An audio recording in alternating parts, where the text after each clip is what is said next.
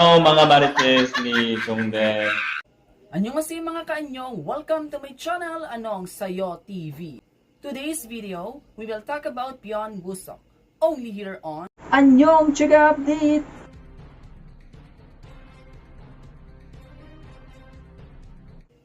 Byeon Busok's airport security incident has reached the National Assembly.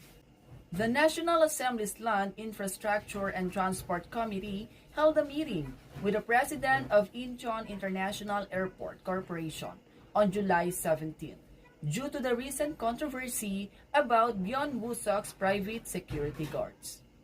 The incident happened on July 12 when the rising actor was using Incheon International Airport for a trip to Hong Kong.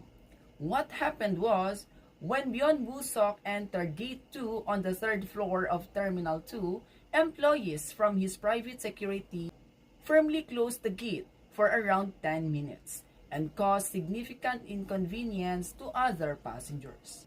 The president of the Incheon International Airport, Lee Jae-hak, responded on the incident and said, "Hundreds of celebrities travel through the airport annually, but there have been no cases where a private security company overreacted like this.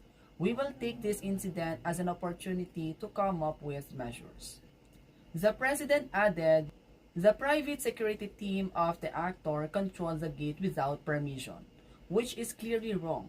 We will hold people accountable and ensure this doesn't happen again."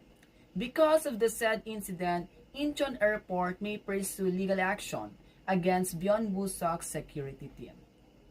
That's it mga kaanyong. What can you say about this? Do you also think that Byeon Busok's security team overreacted on the situation? Comment your thoughts below. Please like and subscribe Anong Sayo TV.